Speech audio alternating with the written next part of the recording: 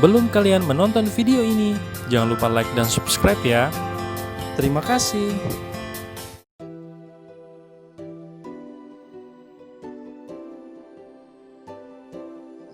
Assalamualaikum warahmatullahi wabarakatuh.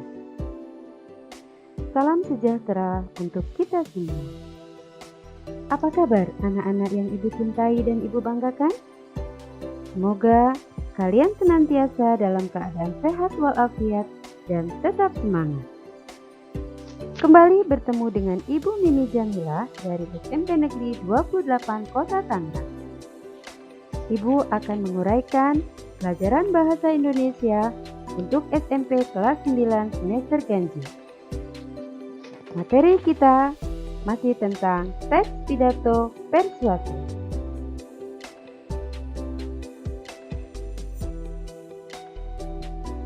Kompetensi dasar untuk materi teks pidato persuasif berikutnya adalah 3.4. Menelaah struktur dan ciri kebahasaan pidato persuasif tentang permasalahan aktual yang didengar dan dibaca. Kemudian 4.4. Menuangkan gagasan, arahan atau pesan dalam pidato lingkungan hidup, kondisi sosial, dan atau keragaman budaya secara lisan dan atau tulisan dengan memperhatikan struktur dan kebahasaan. Adapun tujuan pembelajaran sesuai dengan kompetensi dasar yang sudah Ibu sebutkan tadi adalah yang pertama, agar kalian dapat menentukan struktur teks pidato persuasif.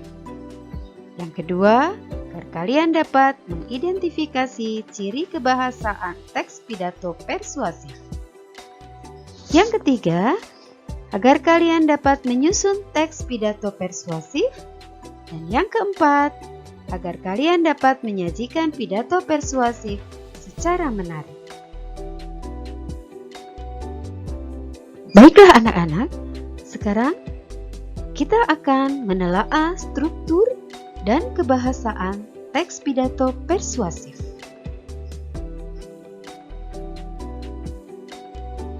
Anak-anakku semua, sekarang coba kalian perhatikan struktur pidato persuasif. Pidato persuasif strukturnya terdiri dari yang pertama adalah pembuka, kemudian isi, dan penutup. Di bagian pembuka, itu terdiri dari salam pembuka, sapaan, ucapan syukur, ucapan terima kasih, dan tujuan pidato. Sedangkan di bagian isi, memaparkan permasalahan atau materi yang akan disampaikan. Permasalahan diuraikan secara terperinci dalam isi pidato. Sedangkan di bagian penutup, penutup ini merupakan bagian akhir dari pidato. Penutup terdiri atas simpulan, ucapan terima kasih, permohonan maaf, dan salam penutup. Selanjutnya, kita akan pelajari tentang kebahasaan pidato persuasif. Apa saja ciri kebahasaan pidato persuasif itu? Kalian perhatikan, yang pertama adalah adanya konjungsi. Yang kemudian, selanjutnya adanya kalimat persuasif. Nanti kita akan pelajari apa itu konjungsi atau pengertian konjungsi dan macam-macam konjungsi. Begitu pula dengan kalimat persuasif, akan kita bahas tentang pengertian dan ciri-ciri kalimat persuasif. Sekarang, kita akan mempelajari tentang pengertian konjungsi. Apa itu konjungsi?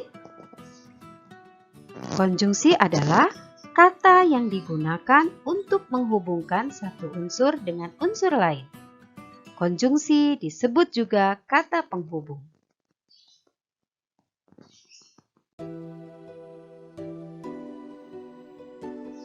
Setelah kita mengetahui tentang pengertian konjungsi, maka sekarang kita akan mempelajari macam-macam konjungsi. Konjungsi itu ada yang disebut dengan konjungsi koordinatif, ada yang disebut korelatif, ada konjungsi subordinatif, dan ada konjungsi antar kalimat.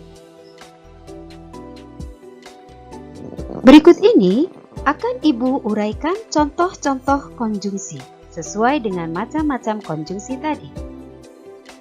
Yang pertama, contoh konjungsi koordinatif, yaitu dan, atau, tetapi.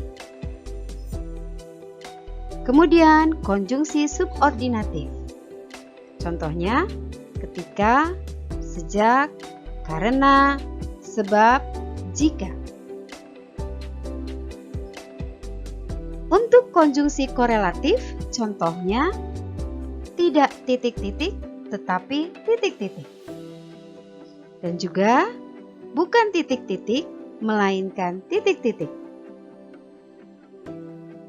Sedangkan konjungsi antar kalimat, contohnya adalah namun, oleh sebab itu, dengan demikian.